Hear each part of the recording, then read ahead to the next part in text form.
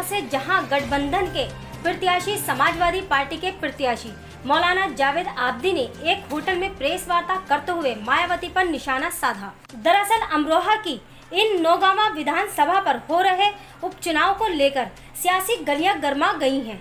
राष्ट्रीय लोकदल पार्टी और महान दल का गठबंधन होने के बाद समाजवादी पार्टी ने अपने प्रत्याशी राष्ट्रीय सपा के सचिव मौलाना जावेद आब्दी को अपनी पार्टी से प्रत्याशी बनाया है।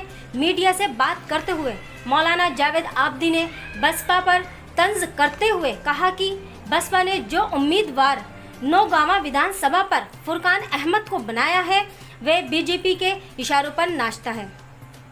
इस बार हमारी बहुत बड़ी जीत होगी और ये जीत एक टेलर के रूप में होगी। 2022 में हम सरकार बनाने जा रहे हैं और इस बार भी प्रदेश में हो रही 7 सीटों में सबसे ज्यादा सपा के प्रत्याशी जीतेंगे। सबसे पहले मैं तमाम पत्रकार बंधुओं का दिल की गहराई से शुक्रिया अदा करता हूं कि हमारी बात सुनने और हमारी बात जनता के दरमियान रखने के लिए यहाँ पर आए हैं। दूसरी बात यह है कि मैं अपनी पार्टी के गठबंधन के साथियों, खास करके लोकदल के तमाम नेताओं और पदाधिकारियों का और महान दल के नेताओं का और पदाधिकारियों का भी तहे दिल से शुक्रिया अदा करता हूं। मज़दूर की आवाज़ उठाता है तो मज़दूर की, कोई लड़कियों की बेइज्जती की, महिलाओं की बेइज्जतियों की आवाज़ उठाता है तो उस पर लाठीचार्ज।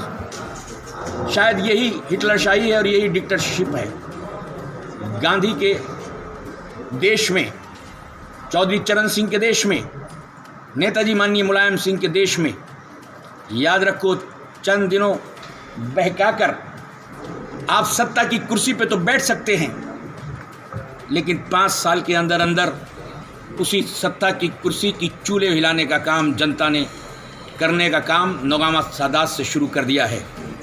मैं इन्हीं शब्दों के साथ अपनी तमाम जनता से कहना चाहता हूं कि बहकावे में नहीं आए। ये चुनाव सिर्फ भारतीय जनता पार्टी से ही, समाजवादी, लोकदल और महान दल गठबंधन का नहीं हो रहा, बल्कि ये चुनाव भारतीय जनता पार्टी की ए टीम के साथ बी टीम का भी हो रहा है। लेकिन अब जनता बेवकूफ़ नहीं है, जनता को अब पागल नहीं बना सकते। आपने देखा होगा कि भारतीय जनता पार्टी ने एक बार नहीं 2-2 बार मिलकर उत्तर प्रदेश में बहन मायावती जी के साथ बीएसपी और बीजेपी की सरकार बनी। जब हम ख्याल होते हैं, जब हम मिजाज होते हैं, तभी बराबर में बैठा जाता है और तभी हाथ से हाथ मिलाया जाता है।